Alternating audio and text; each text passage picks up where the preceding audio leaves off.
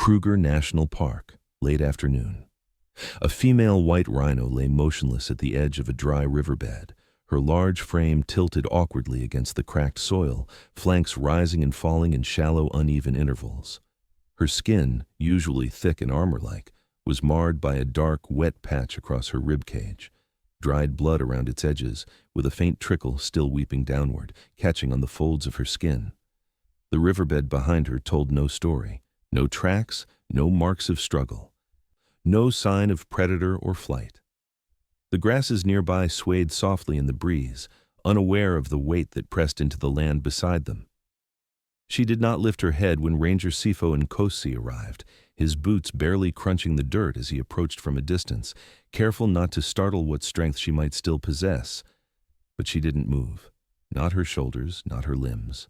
Only her breath, low and trembling, told him there was time left, though maybe not much. Sifo had patrolled this stretch of the park for years and had seen injuries before, even loss. But something about this rhino's stillness struck a deeper note. Not resignation, but exhaustion. Total depletion, as if whatever had struck her had taken not only her energy, but also her will to resist it. He crouched, keeping a respectful distance, trying to map her injury by eye, searching for bullet wounds, punctures, and signs of internal trauma. The injury to her flank looked too clean to be from a horn or tusk, too deep and singular. Poaching was always a possibility, even in the guarded zones, though the absence of chaos or human tracks made it less certain. Still, a bullet wound, untreated, could destroy more than just muscle. If her lung was compromised, she could suffocate slowly, even as she lay in the open. His radio crackled faintly as he called it in. Adult female rhino, blood loss, not moving, unknown cause. Immediate assistance required, request for veterinary team. Then silence returned, heavy and still, broken only by the distant sound of starlings and the gentle hiss of wind brushing across reeds. As he waited, Sifo circled slowly, scanning the ridgeline and brush, making sure she wasn't alone for reasons worse than injury. Then he saw it. A flicker of pale motion behind the low thorn bush, too short for a predator, too soft for another adult. Then the shape emerged fully. Hesitant and thin-legged, a calf, months old at most. Its ears were stiff with alertness, head lowered in uncertainty, yet its eyes never left her. Not Sifo, not the tree line, just her. It approached on unsteady limbs, step by slow step, pausing once it reached her shoulder. Then it stood still. The mother didn't respond. Her breathing had slowed further now, longer pauses between each shallow inhale. The calf nudged its nose toward her, but not roughly, not panicked, just gentle, uncertain. As if waiting for the familiar reassurance of a breath or sound. None came. Sifo watched silently. This moment added another layer to what was already slipping toward crisis. If the mother didn't make it, the calf would not survive the week. Not without milk, not without protection. Calves this young stayed tethered to their mothers for up to 3 years, learning migration routes, water patterns, and danger signs. Without that guidance, this one would starve or fall to a predator before he even knew how to run from it. He considered radioing again, but stayed quiet. The air was too fragile here. Any sudden noise might scatter the calf or stress the mother further. Instead, he took one slow step back, eyes steady on both animals, as if distance might offer comfort or at least remove one more variable. The calf stepped closer, pressing its forehead gently against the mother's leg. It was not a gesture of understanding but instinct, searching for warmth, for movement, for something to answer the fear it couldn't name. Sifo had seen many things, births, reunions, panic, calm, but rarely had he witnessed this quiet limbo between survival and surrender. There was no screaming, no thrashing, no chaos, just breath and dust and the small weight of waiting. The light shifted. Shadows began to stretch across the riverbed. Insects resumed their low chorus. A breeze passed through the nearby brush and carried the scent of iron and earth with it. The vet team would arrive soon, but time was no longer measured by minutes. It was measured in breaths, the slowing kind that took too long to come and the moment they might stop altogether. If the rhino rose too early, she could rupture something worse. If she stayed down, Her own weight might crush her lungs. If the calf wandered, he could become separated. And if the team didn't act fast enough, they would lose both. Saifo remained kneeling near the edge of the trail, not interfering, not drawing attention, just present, a witness to a moment that could not be rehearsed or rewound. The calf stayed beside her as the last of the sunlight kissed the top of her back, then fell behind the horizon. Her eyes, still open, blinked once, then stillness again. There was no clear signal of improvement, but also no collapse. And in that fragile space between fear and hope, Saifo stayed. Because here, in the wild, survival was sometimes decided not by what was done, but by who stayed still long enough to let life choose its own answer. The sun lingered low over Kruger National Park, casting long shadows across the baked riverbed where silence had taken root between dying wind and still breath. Saifo Nkosi hadn't moved in several minutes, crouched near the collapsed mother rhino watching for signs, any twitch of an ear, a shift of her heavy ribs, or the lift of her head. But her body remained motionless, blood drying in the dirt beneath her flank, her breathing shallow and infrequent. That's when he heard it. Not loud, not sudden, but enough to pull his attention. A rustle. Not the brush of wind against dry branches, not the skittering of lizards or the hum of insects. This was heavier, more cautious, controlled. He turned his gaze gently, avoiding sharp movements, and watched the edge of a low thicket just beyond the riverbed's rise.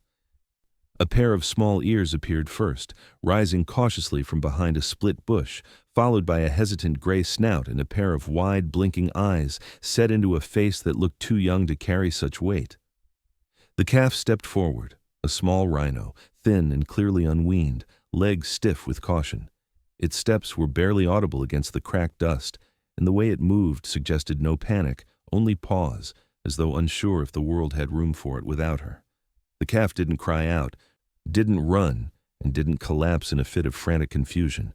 It simply stood there, still as a branch carved from stone, watching the unmoving body of the mother. Saifo's breath caught quietly in his chest. He had seen many rhinos in distress before, had seen the agony of separation, the wild charge of a calf orphaned too early, and the lost bleating of those too small to understand absence. But this one behaved differently. No sound escaped its mouth, no desperate dash, just presence. Standing apart by only a few meters, as if unwilling to close the gap for fear it might confirm what the heart had not yet accepted. Saifo lowered himself slowly to one knee, placing his weight carefully so the crunch of gravel underfoot wouldn't startle the calf. His khaki uniform blended easily with the colors of the landscape, but even so, every movement from him was calculated, not just for the animal's comfort, but out of reverence for what he was witnessing. The calf blinked once, ears pivoting, not toward Saifo, but toward the wounded adult. Its eyes were too large for its face, soft but clouded, uncertain but not panicked. From the mother's side came another exhale, heavier this time, but still void of movement. Her head lay at an unnatural angle, horn half buried in soil, lips barely parted. There was no call in return, no acknowledgement of the presence watching her. The calf took a single step forward, slow and tight, its tiny hooves landing lightly on the dusty ground. Then it stopped again. Saifo saw the flicker of instinct, some internal push to reach her, and the pull of confusion, like the young body knew something was wrong but couldn't name it. The surrounding bush held its breath. Even the insects felt distant. Every second the calf lingered without response from the mother increased the danger. If she died, the calf would lose more than comfort. It would lose milk, shelter, and safety. A young rhino, unprotected, would not survive the night, not in this stretch of park where hyenas traveled in dusk patrols, where the scent of blood brought the interest of lean lions and opportunistic jackals. The herd structure for white rhinos is loosely maternal, and this calf, barely months old, would not be taken in or guarded by others. It would die alone. The silence felt unbearable. Saifo resisted the urge to radio for help. The vet unit had already been notified earlier, and they were moving through the south corridor. But the sudden static of communication could disturb the fragile balance unfolding before him. This wasn't just about whether the mother would live. It was about whether the calf could understand her stillness without surrendering to it. It took another step, then stopped again. Its tail twitched, uncertain. A soft grunt caught in its throat but never became sound. Its body, though small, showed the early shape of power. Thick neck, strong shoulders, but it lacked the weight of age. The mother groaned again, deeper this time, but again did not rise. Sipho's eyes tracked the calf's movements, how its ears tipped forward, how its nostrils flared as it tried to catch her scent. He imagined how little the calf understood, what its world had been before this moment, a pattern of warmth, milk, scent, and her shadow stretching long ahead of it as it followed, as calves do, never far behind. Now there was no movement to follow. Only this paused space where air hung thick and nothing returned the gaze. The ranger's own breath had slowed, matching theirs, unwilling to break the thread. There was a wound here, not just in flesh, but in presence, and the calf knew it. Not as memory or prediction, but in the way its legs locked, refusing to either flee or move closer. Its eyes stayed on her face, waiting. Beneath the mother's shoulder, the blood had started to crust, blackening in the dirt. Flies landed along the wound's edge, undisturbed by any shake or twitch. Her ribcage still moved, but just barely, slow and shallow. Time was narrowing. Sipho thought of tranquilizer doses, the wait time for the mobile unit, and how long it would take to transport a rhino this size safely if sedation was required. And then he thought of the calf. Transport was not an option. If they moved her, they would have to separate the pair. And that risk, too, was steep. The calf might not follow. Might run. Might collapse in the absence of familiar smell. A choice was forming in the silence, one that would have to be made soon. But for now, Sipho remained exactly where he was, letting the moment hold. The calf's ears swiveled again, catching a breeze from the east, but it didn't turn. It stood its ground, silent, legs trembling slightly from the strain of stillness, refusing to look away.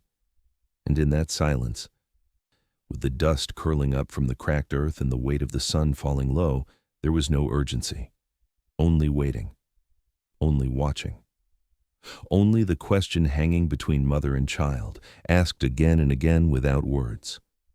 Will you wake? The calf hadn't moved from its place when the mother stirred, a slight quiver in the leg closest to her wound, just enough to lift dust from the soil. Sipho watched, crouched low and still, as the mother rhinoceros strained to shift her massive weight. Her chest heaved, ribs struggling beneath thick hide, muscles shaking as she braced her front legs against the ground. The attempt was slow, deliberate, painful to witness. For a moment her body rose, not more than inches, but enough to see the tension rippling across her flanks and the blood seeping further from the gash beneath her shoulder. Then her limbs buckled, and she dropped, not heavily, but with a softness that betrayed how little strength remained. Dust rose gently around her collapse and settled just as fast. The calf jolted but didn't run. Its eyes darted, nostrils flaring wide, body trembling in place. Sipho exhaled quietly and reached for his radio, pressing the side button with steady fingers. Code red. Female down, not mobile. Calf present, uninjured. Request immediate veterinary support, he said in low tones, avoiding echo, letting the message float only as far as necessary. The reply came within seconds. Another team was en route, but distance would still cost them time. He clipped the radio back to his vest and returned his full attention to the pair. The sun had shifted slightly, the heat now pressing into the dry earth with more weight, curling at the edges of leaves, darkening the already withered grass. The mother did not attempt to rise again. Her breaths grew shallower, her eyes blinking less frequently. Flies clustered around her wound, unbothered by the faint twitch of skin. Her ears moved now and then, but not with direction, just a fading reflex. Sipho knew she was in the window where time was measured not in hours, but in breaths. And the calf knew something was wrong, though not in the way humans know it. It showed in the way its tail stayed low, in the stutter of its movements, and in the refusal to wander more than a few steps. It circled her once, slowly, stopping near her face, and made a soft huffing sound, short and low, not a cry, not a call, just sound. The mother didn't respond. Sipho held his position, knowing the calf might panic if approached. The safest course now was to wait, to let the veterinary team bring sedation and support gear. But he couldn't look away. The calf touched her flank with the tip of its snout, a small nudge that stirred nothing. Then it lay down beside her, legs folding beneath its narrow body, pressing close without touching the open wound. It was an action without understanding but full of instinct, the need to be near. Without milk, the calf's health would spiral within days. Even if the mother survived, the trauma might sever their bond. And if she didn't, they would have to make the hard decision of separating the calf before nightfall. Alone, it would not last against predators. These were the facts, and Saifo knew them well. But in this moment, there was only one truth. The mother was fading, and the calf would not leave her side. Saifo shifted slightly, easing his knees into a more stable crouch, careful not to stir dust that might draw attention. The air thickened with stillness again, and though the world around them remained alive with movement, distant birds, the rustle of a breeze, the riverbed itself had gone quiet. The stakes remained clear. If the mother rose again, there was a chance. If she stayed down, that window would close, and everything after would be recovery or loss. The calf blinked slowly, breathing through its mouth now, shallow and unsure. Saifo whispered the only thing he could, under his breath, as though the dust might carry it. "Stay with her." The soft tremble of tires against the cracked earth marked the arrival of the veterinary unit, the distant hum settling into a halt a few meters away from the collapsed Rhino and her calf. Two specialists stepped down without urgency. Dr. Murray and her assistant, both wearing neutral tones, their movements measured. Saifo didn't stand. He raised one arm in quiet acknowledgement and nodded toward the calf, who had not shifted position since last light. The adult lay motionless, dust lining the creases of her ears, her torso rising just slightly with each strained breath. Blood had crusted along the wound, thick, rust-colored, and stiff, but it hadn't stopped. Saifo took 3 steps back, kneeling near the calf, his hand low but open in case he needed to block a sudden move. Dr. Murray crouched beside the Rhino's flank, gloved fingers brushing over the bullet's entry, angled low through muscle. A poacher's shot, likely from some hours before, maybe longer. Not a clean kill. A wound designed to bring her down slowly. As the examination continued, the calf stood, stiff-legged and wary, ears twitching at every movement but refusing to back away. Saifo whispered, "Stay still, little one," and gently positioned himself between them, a silent wall of breath and calm presence. The mother's eye moved slightly, not toward them, but upward into nothing. Her body was hot beneath the surface, fever rising against the infection climbing steadily inward. Dr. Murray spoke quietly, directly. "There's no recovery from this. She's in multi-system failure, internal damage. If we move her, she dies. If we leave her, she suffers." The words were not cruel, not rushed. They were the facts. Saifo nodded once. He already knew. The only remaining task was to grant her peace and to guide the calf into whatever came next. A sedative was prepared and administered. One syringe, firm and steady, slid gently beneath the hide. Her body flinched once, barely, and then softened. Her ribcage loosened, her legs stopped trembling, her eye closed slowly.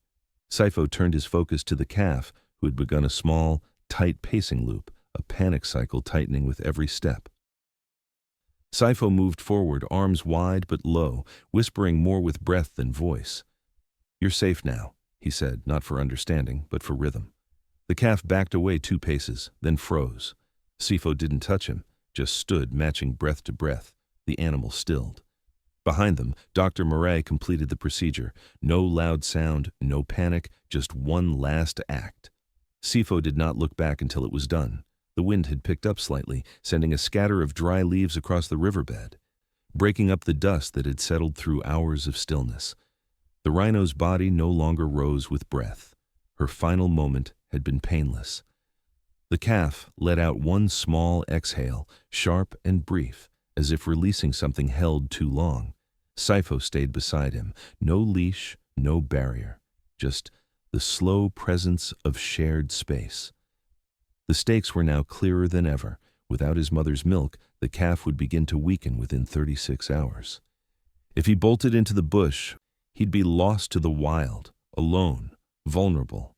If he stayed, they had a chance to transport him to the rehabilitation enclosure where orphaned rhinos had survived before. But the choice wasn't his. Not yet.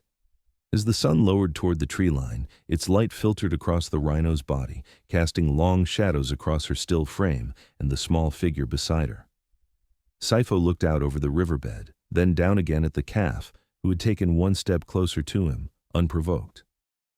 There was no victory in this moment, only grace and loss, and the quiet burden of mercy. The light drained slowly from the sky as the last warmth of day receded into the dry trees, and in that fading quiet, the calf approached her. His steps were slow and uncertain at first, then steady, as if led by scent or memory more than sight. When he reached her side, he didn't cry or call. He simply stood there, his small head lowered toward her shoulder, ears flicking at the movement of flies. Muscles held stiff, as if resisting collapse. Sifo didn't interfere. He stayed a few meters away, seated in the brittle grass, arms resting on his knees, eyes watching the rhythm of the calf's shallow breaths. Time shifted without measure. The night came on with no ceremony, cloaking the scene in muted shadow. Somewhere beyond the ridge, a hyena called out once, sharp and distant, then silence reclaimed the air. Sifo's radio remained unused. No food was brought forward, no trap set. The only intervention now was presence. The calf had not eaten in over a day. His hydration window was shrinking. The longer he refused nourishment, the more critical his condition would become. But his refusal wasn't disobedience. It was grief. Animals do not process loss as humans do, but they do linger, and they do remember. The calf's body leaned closer to hers, not quite touching, but near enough that his breath shifted the hairs along her neck. Occasionally, he moved one foot to adjust his stance, but otherwise he remained locked in a quiet vigil, unmoving. Sifo watched the tension in his limbs, the fatigue pulling down the once lifted spine. He knew the risks. Without food, calves at this age rapidly spiral into metabolic shock. Their immune systems crash, internal temperatures fail. Infection becomes opportunistic. If the calf could not be coaxed to drink within 12 hours, there would be little even a sanctuary could do. And yet no hands reached for him. Sifo understood something else. The moment would come not by force, but surrender. In the small hours of morning, the wind shifted direction, brushing cooler air through the dried leaves and tugging softly at the tufts along the mother's flank. The calf shifted for the first time in hours, curling slightly toward her, resting one knee in the dirt, his shoulder collapsing gently into her side. The movement was not dramatic. It was not a decision. It was exhaustion, his eyes closed not from sleep but from depletion. Sifo rose then.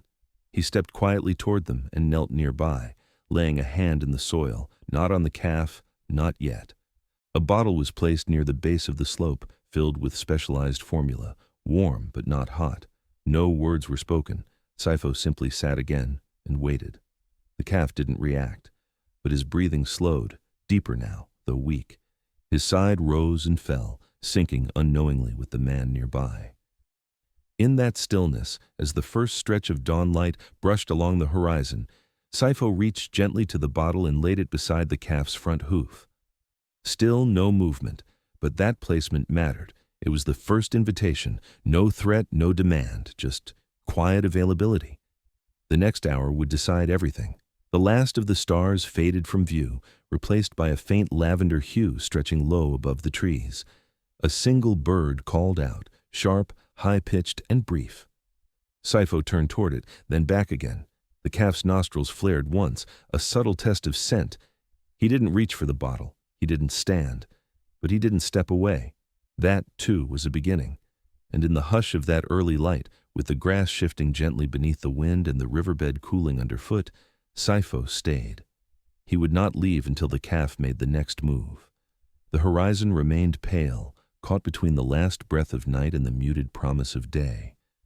And in that thin gray stillness, Sifo barely moved. His body was stiff from hours in the same position, legs folded beneath him, hands resting quietly in the dry grass. The air had cooled enough for dew to gather, small beads clinging to the sparse stalks, catching hints of dull pink light as it crept forward through the trees. Behind him, the camp would be waking soon, radio chatter, vehicle engines, and the first shift preparing feed and intake logs. But here, at the edge of the riverbed, all remained suspended. The calf had not moved in hours. After the soft flare of his nostrils before dawn, he had returned to stillness, not withdrawn, but anchored beside the body of his mother, his chest pressed to her foreleg as though marking her absence with presence. Sifo had kept the bottle near, untouched. At times he had shifted it closer, once even brushing the calf's shoulder with his fingers, careful, brief. There had been no rejection, but no acceptance either. That line, fragile and invisible, remained unspoken between them, until now. It happened without warning. A slight shift of weight, then the calf lifted his head. His gaze moved toward Sifo, not seeking but observing, dark eyes reflecting the haze of early morning. And then, with deliberate slowness, he stepped forward. His legs were unsteady, knees slightly bent from the long vigil, but his path was clear. One foot, then another. No sound, no tension. He stopped just beside Sifo's left knee. So close, their bodies shared the same breath of cold air. Then, the calf leaned. Not a fall, not an accidental brush. He placed his full weight gently along the man's thigh, resting the side of his face against Sifo's leg. The gesture was neither a plea nor a bond. It was proximity, contact without expectation. The ranger's hands remained open on his lap. He didn't reach for the calf and didn't speak, but his body stilled further, barely breathing now, allowing the moment to define its own shape. The risk had not disappeared. The calf had still not eaten.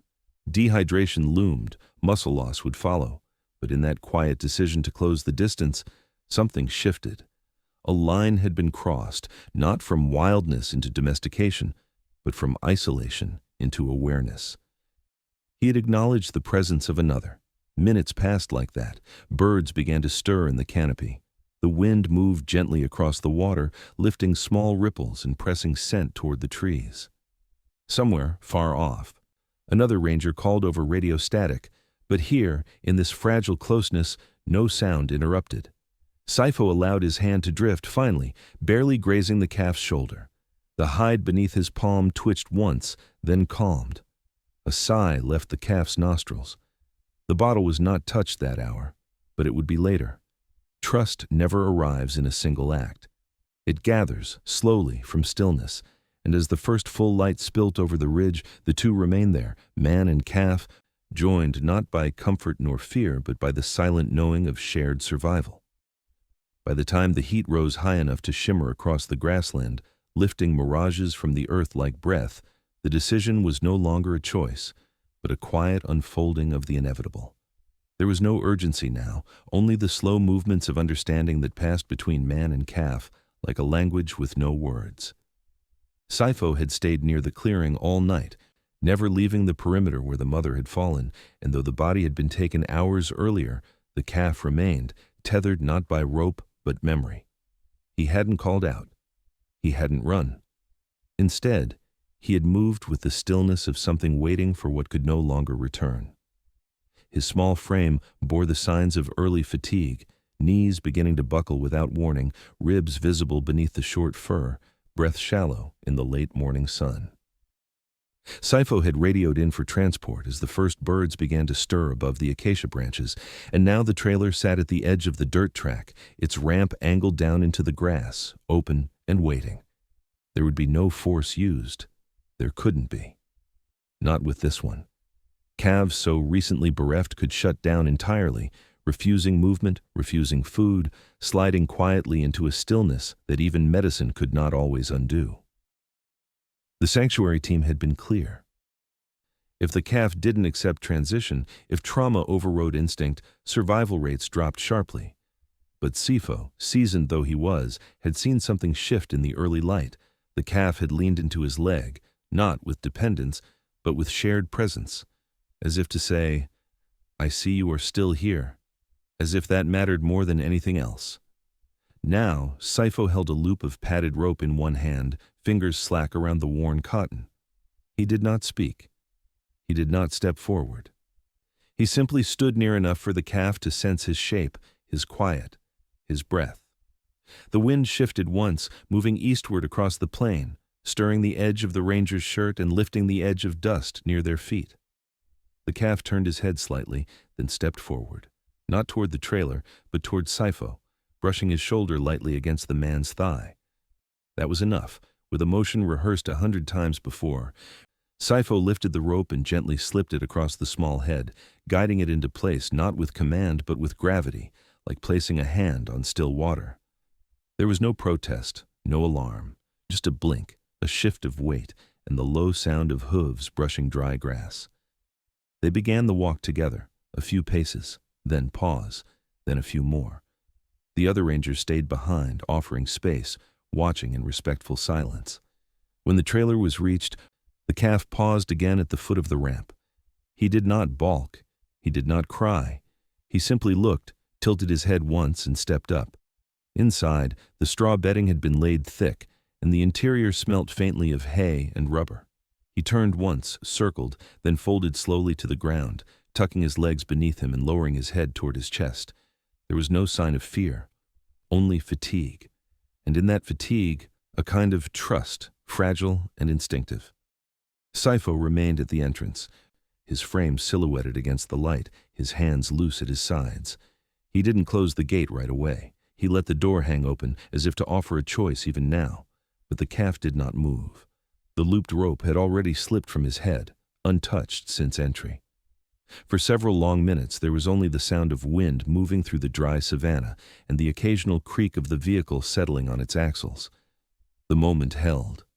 Then the gate was drawn gently upward, latched without clatter, and sealed. Sifo rested a hand on the metal frame, not to mark the end of something, but perhaps the beginning. The risk hadn't passed.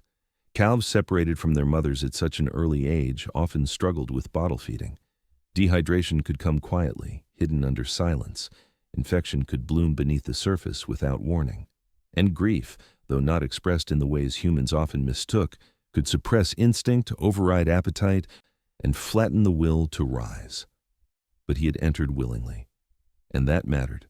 The sanctuary was 5 hours east, set in a wide, secure reserve with other calves and gentle terrain.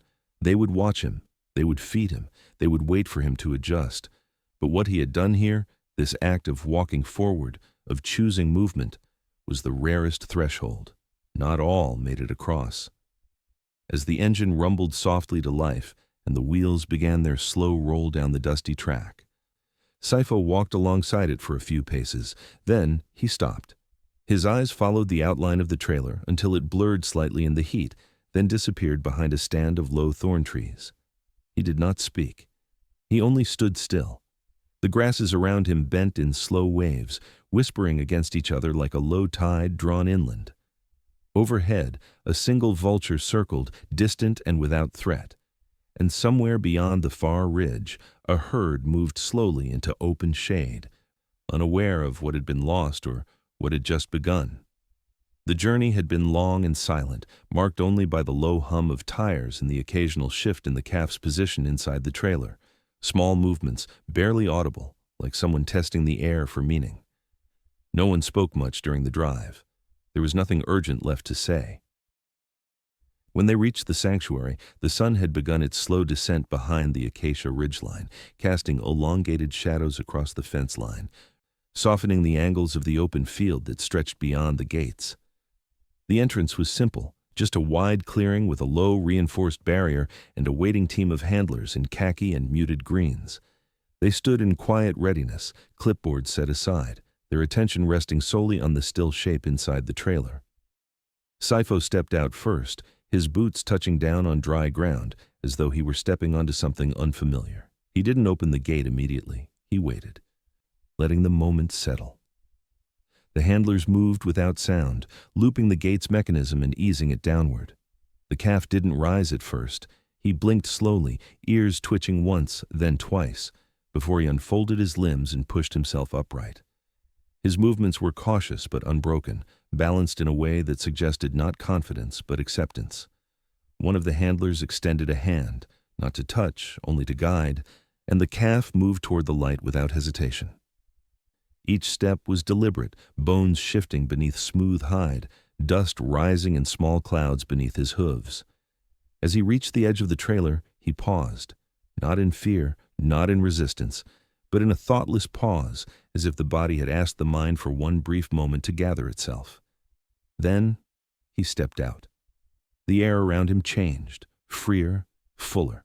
There were no barriers between him and the world now, only distance, terrain, and time. The handler beside him took a slow step forward. The calf followed, head lowered slightly, breath even. Together they crossed the threshold of the gate, and then, without prompting, without pause in the handler's stride, the calf stopped. He turned. His body rotated slowly, eyes fixing behind him, toward the edge of the trailer, toward the figure standing just beyond the ramp. Sifo had not moved. He stood exactly as he had before, hands loose, face unreadable, posture relaxed in the way only experience teaches. But something in that moment shifted, intangible yet whole. The calf did not cry. He made no sound. He simply looked, a long, quiet gaze, steady, full, and unblinking. It wasn't a farewell in the human sense. It was not gratitude or a question or sorrow. It was presence, uninterrupted presence, one life acknowledging another. Sifo's head tilted slightly, then gave a single nod, barely more than a breath. The calf turned again and walked on. The gate closed slowly behind him, latching with a soft click. The dust hung a little longer in the air where he'd passed, trailing in a line that thinned with the breeze. In the far field, another young calf stirred at the edge of the grazing line. The handler led the newcomer toward shade and water and silence. Sifo stood for a few more minutes, eyes following the small body as it receded into golden light. Then he turned, stepped back toward the vehicle, and did not look over his shoulder. Behind him, the grasses rustled softly. The wind moved through the trees with the faint hush of something being carried forward, and in the distance, the sanctuary closed in around the calf like a new world, waiting patiently for him to choose it. Pick prompt. A young elephant calf standing beside the lifeless body of its mother in the African savanna, early morning light breaking through the mist, dry grass flattened around them, the calf's trunk touching her face gently. Nearby, a park ranger in khaki uniform watches silently from a short distance, tears in his eyes, hyper-realistic natural colors, documentary-style wildlife photography, Canon EOS R5 quality, 85mm lens, f2.8, no fantasy elements.